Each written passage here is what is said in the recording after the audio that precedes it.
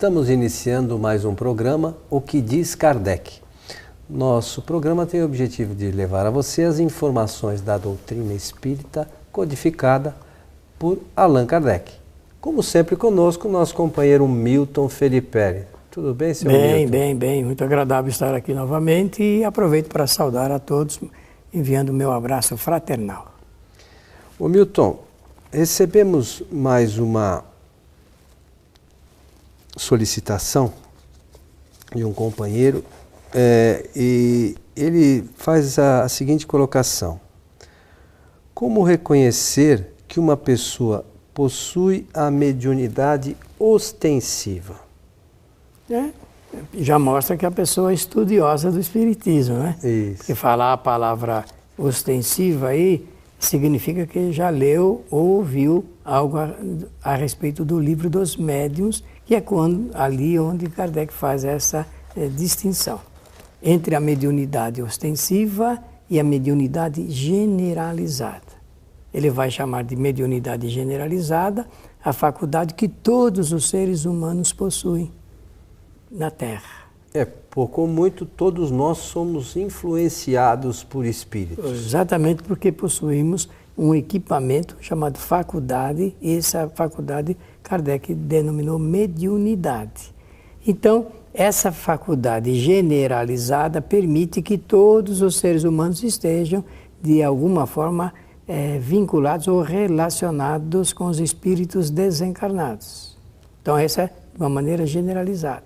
Porém, nesse mesmo livro, que é o Livro dos Médiuns, Allan Kardec vai dizer que algumas pessoas não apenas possuem a mediunidade generalizada, como também possuem a faculdade, a possibilidade de estreitar mais ainda os laços com os espíritos e de servir de intermediários dos espíritos. Essa ele vai chamar de ostensiva. Está aqui no capítulo 14 do Livro dos Médiuns, a partir da questão 59, ele diz assim: toda pessoa que sente em um grau qualquer a influência dos espíritos, por isso mesmo é médium. Esta faculdade é inerente ao homem e, por consequência, não é privilégio exclusivo. Também são poucos nos quais não se encontre algum rudimento dela. Pode-se, pois, dizer que todo mundo é mais ou menos médium.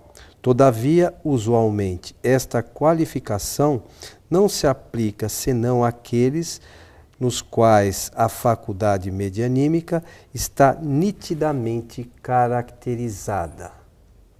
É isso mesmo, senhor? É isso aí. Ele, inclusive, vai, a partir desse momento, usar a palavra específica, né? De ostensividade da mediunidade.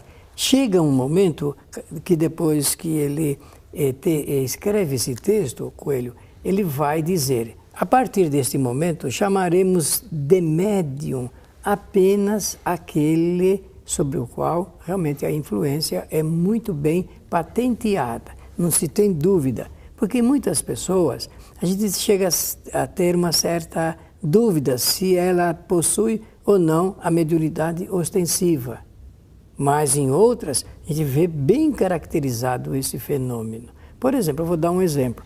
A mediunidade, Kardec chamou de mediunidade mecânica da psicografia. Ele deu esse nome porque realmente dá a nítida impressão de que realmente não é o médium, não é a pessoa que está ali na nossa frente que está escrevendo devido à extrema velocidade e outros fatores que decorrem da observação. Então, fica muito bem patente que não é o médium que está escrevendo. Ou então, dois espíritos escrevendo pelas duas mãos do médium. Isso também tem uma explicação técnica que, se for possível, depois a gente vai dar. São dois espíritos diferentes, usando as duas mãos, e cada um escrevendo por uma mão do médium. Então fica muito presente e caracterizado que ali não é o médium que está escrevendo, e sim os espíritos que estão projetando o seu pensamento. Essa questão da mediunidade generalizada, que é a que todas as pessoas têm, por vezes eu fico pensando, por exemplo, nós todos temos o nosso espírito protetor. E nós recebemos intuições desse espírito. Então, nesse sentido, nós somos médiuns. Claro que sim. Essa inspiração ofertada pelo espírito protetor ou qualquer um espírito familiar nosso denota já que nós temos um recurso de captação do pensamento dos espíritos. Mas isso não significa, então, aí entra aquela questão que você mencionou há pouco, que Kardec vai denominar de médium aquele que tem essa faculdade de forma ostensiva. Até porque ele dedicou esse livro aos médiuns que, digamos, têm tarefas específicas junto à mediunidade, ou então tarefas específicas utilizando a sua faculdade, porque o interesse maior é conduzir o assunto para a instituição, para o núcleo, para a sociedade, para o centro espírita, que tem realmente tudo a ver com as orientações de Kardec no que respeita à formação de grupos mediúnicos, trabalhos de assistência espiritual, trabalhos de desobsessão, por exemplo, e tudo mais. Então é aí que ele está destinando a sua fala.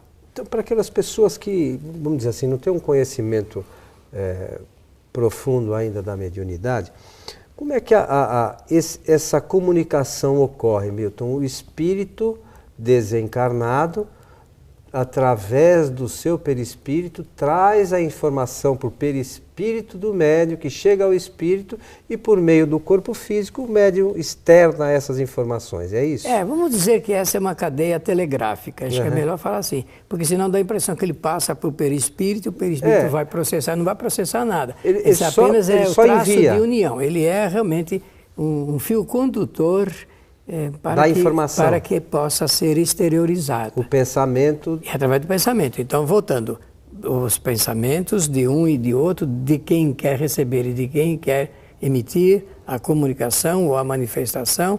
Então, depois do pensamento, o estreitamento da sintonia, da aproximação dos dois perispíritos, conforme você mencionou, e a comunicação ou manifestação. Há um envolvimento, momento de um envolvimento.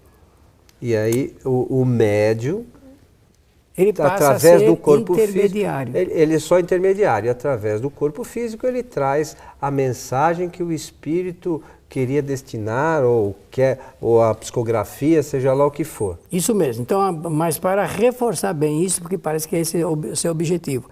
O médium é sempre um responsável consciente pela comunicação. E é ele que é gerente da sua faculdade. Ele pode aceitar ou não aceitar. Se ele falar não aceito a comunicação, não aceito essa aproximação, não existe possibilidade de fechar o circuito e ocorrer a comunicação. Agora, pelo que você está falando, esta possibilidade e essa transmissão é espírito a espírito. O corpo físico só transmite, é isso mesmo? Isso mesmo. Perfeitamente. Então a possibilidade mediúnica é uma capacidade do espírito encarnado. Encarnado. E só o corpo encarnado. Físico, e só encarnado. E o desencarnado não possui essa possibilidade. Faculdade chamada mediunidade. Até porque não vai ser intermediário de ninguém, né? Porque e se comunica diretamente, né? Por pensamento. Agora, Milton, como é que a pessoa, porque tem algumas pessoas que têm vamos dizer assim, essa potencialidade e às vezes acaba tendo isso em casa, começa a ter alguns rudimentos da mediunidade. O que seria importante para essa pessoa fazer? Bom, do ponto de vista espírita, a orientação é a seguinte: em casa não se deve se envolver com os assuntos ligados com as comunicações de espíritos.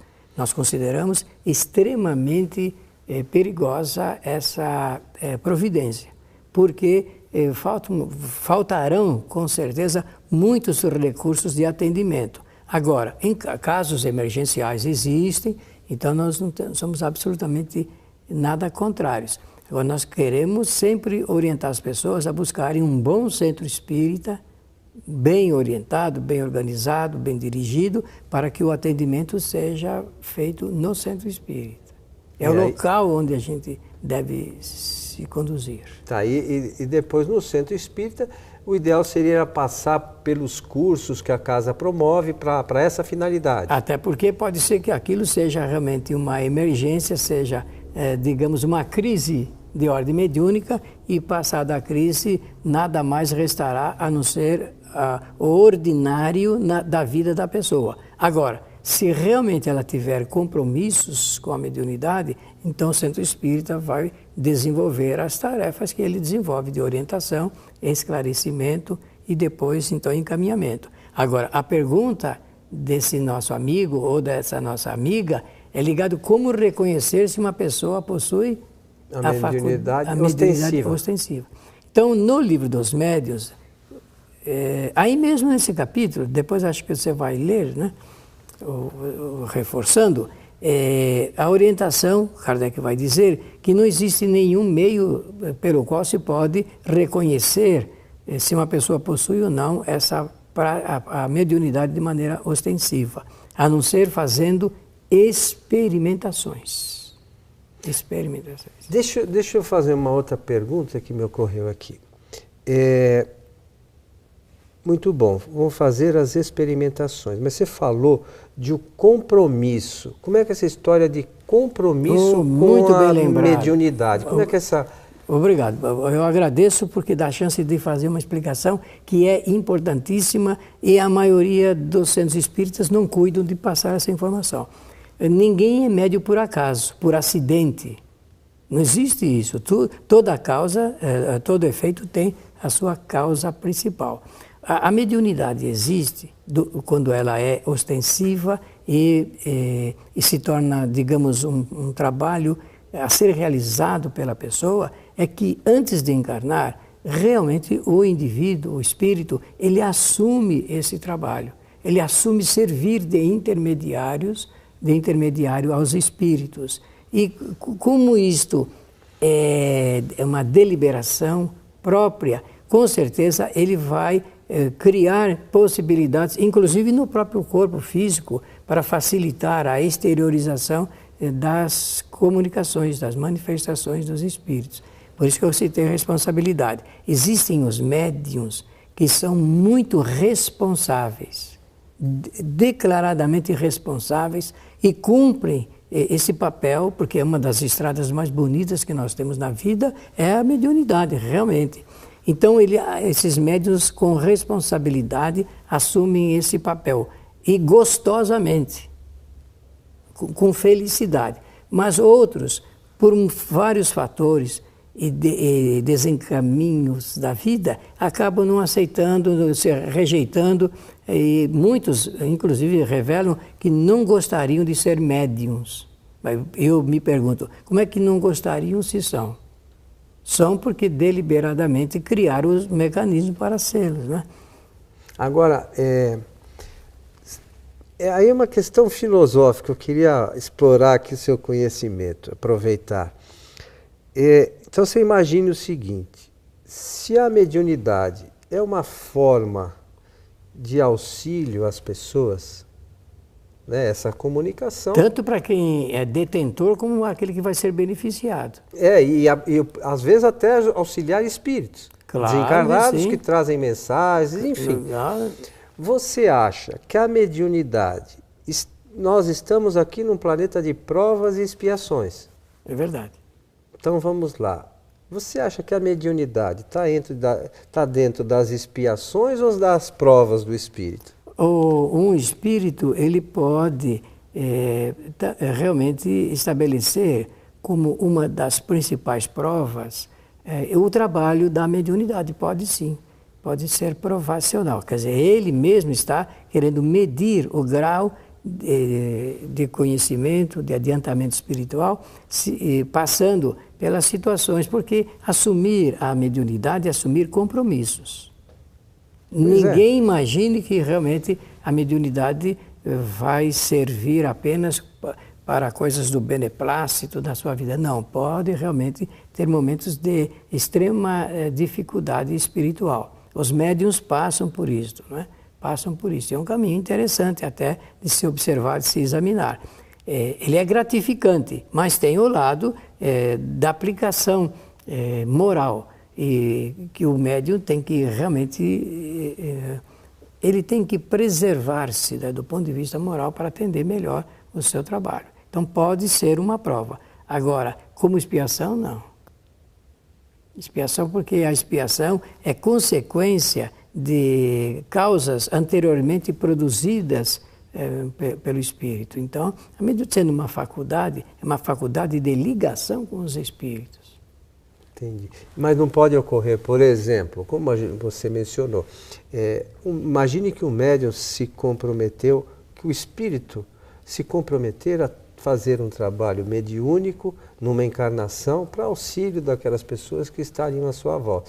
E ele, quando aqui chegou, como você falou, não, eu não quero. Ele pode rejeitar, com toda certeza. Isso não pode depois vir como uma expiação para ele poder? Não, isso porque aí no caso, usar uma palavra comum do povo, cheiraria, castigo, penalidade, punição, isso não existe. Isso não existe. Então, o médium, o indivíduo tem o direito de rejeitar, de não querer ser. E isso não vai ter atrapalhação nenhuma na sua vida, desde que ele realmente seja uma pessoa correta, honesta, não é isso? Com pontos de honra, de fidelidade, de honestidade. Que coisa melhor do que o indivíduo viver sob o império dessas 4 virtudes essenciais: honestidade, honra, fidelidade. Isso não existe. É uma maravilha, né? Seria o ideal, né? Seria o ideal. E é mesmo. Mas você falou que a mediunidade é um caminho maravilhoso para aquele que quer trilhá-la. É uma estrada lindíssima, porque o médium, ele se relaciona com os espíritos, com os bons espíritos, se assim ele desejar, porque ele pode servir aos propósitos dos maus espíritos, né? Ele pode servir. E essas questões, por exemplo, nós falamos dos cursos na Casa Espírita, você é especialista, trabalha há muitos anos com isso. Como é que essa questão dos testes que as pessoas fazem da mediunidade, das experimentações? Isso sim. Então, agora atendendo a pergunta fundamental. A reunião de experimentação no Centro Espírita, por exemplo, ela serve para identificar aqueles que são médiuns ostensivos. Normalmente se faz de 8 a 10, no máximo 12 reuniões, que atendem uma metodologia da ciência espírita, e essa metodologia prevê a observação. Não se induz o indivíduo a ser médium. Se observa se ele possui os rudimentos da mediunidade, naturalmente dentro desse tempo disponibilizado para a reunião. Então é uma reunião de caráter de pesquisa, de ciência, não se trabalha com a indução e nem com a dedução, porque a gente só faz observação do que acontece com a pessoa, se experimentar na psicografia, na psicofonia, na vidência, na audição, ou esses são fenômenos inteligentes, ou então fenômenos de ordem física, como ruídos, pancadas, deslocamento de objetos, de pessoas, principalmente de móveis, ou então a tangibilidade ou visibilidade, que é a materialização de espíritos. Muito bem, mas aí passou-se essa fase da experimentação.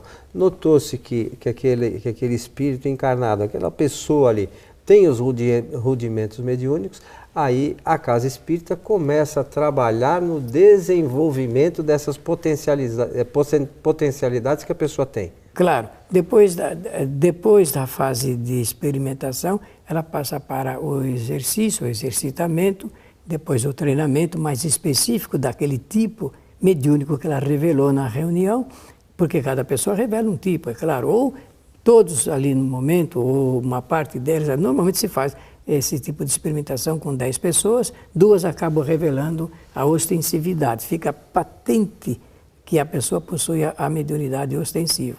E se faz depois, por último, o trabalho de educação do médium. O que vem a ser a educação do médium? São pontos, Coelho, bem caracterizados para ele realmente melhorar a sua qualidade moral, sua condição moral. Porque o que caracteriza o bom médium é realmente a postura moral que ele assume no trabalho, com o relacionamento com os espíritos. E nós estamos falando de uma parte prática, né, da experimentação. Mesmo. Mas é indispensável para aquele que quer trabalhar nessa área ter as bases doutrinárias bem firmes, né? Não, mas Kardec vai falar isso logo em seguida. Vai dizer que não se pode, que a teoria espírita deve preceder a prática. Ora, o indivíduo não deve praticar a mediunidade sem antes ter um conhecimento teórico da doutrina e principalmente da mediunidade. As bases doutrinárias. Fundamental. O conhecimento ele precisa adquirir, até porque ele tem que aprender a como lidar com os espíritos, realmente a identificá-los, saber quem são, não se deixar levar por ilusões produzidas pelos espíritos mistificadores e assim por diante. Então ele vai ser um médium chamado médium consciente. Nós aqui dialogamos sobre essas questões e você, como eu, participamos de trabalhos mediúnicos nas casas que a gente participa, né, das atividades. E uma questão é sempre importante que os espíritos nos lembram, o estudo. O médium... Por mais que a gente tenha as bases preliminares e você começa a desenvolver o conhecimento, a fazer as experimentações, até atuar nos primeiros momentos na atividade mediúnica, mas o conhecimento doutrinário é indispensável para o médium, né, Milton? É sim. Após a pessoa ter adquirido o conhecimento doutrinário de uma maneira generalizada, o Livro dos Espíritos é o início, evidentemente o livro de cabeceira do médium deve ser o Livro dos Médiuns. E nenhum outro. Por quê? Porque ali está o fundamento de orientação teórica e o fundamento de orientação prática do seu trabalho. É ali que ele vai adquirir uma força através desse conhecimento que você citou muito bem, e ele vai governar, ele é gerente da sua faculdade. Ele não pode ser joguete dos espíritos. Os espíritos não devem se comunicar a hora que desejam, e sim a hora que é combinada, a hora de responsabilidade do trabalho do médium. E é ele que controla isso. Meu amigo Milton, esse assunto é bastante interessante, muito, né? Muito, importante. Muito. Aqueles nossos amigos que queiram conhecer um pouco melhor essas questões todas sobre a mediunidade, nós sugerimos a leitura, como você já citou, do Livro dos Médiuns, que lá tem os tipos de mediunidade, uma série de coisas interessantes a todo aquele que quer participar dos trabalhos da Casa Espírita como médium. É isso, senhor Milton? Isso mesmo, exatamente. Estamos chegando ao final. Meu mensagem abraço fraternal a todos e um incentivo para que conheçam esse assunto a partir das obras de Allan Kardec, que são as obras que orientam a nossa doutrina, e lembrar que Kardec escreveu esse livro como um manual para os dirigentes e também para os médiuns. Eu quero aproveitar também aqui e lembrar que no nosso site www.kardec.tv, se você procurar lá em vídeos, no item cursos, você vai encontrar a série Espiritismo Agora, Mediunidade, onde o Milton preparou para nós e nós gravamos. São 33 videoaulas falando de todas as questões relativas à mediunidade. Evidentemente que a leitura do Livro dos Médiuns é indispensável, mas para quem quiser ali algumas referências... Motivação, mano. Fica a sugestão. A você que esteve conosco, o nosso abraço e até o nosso próximo encontro.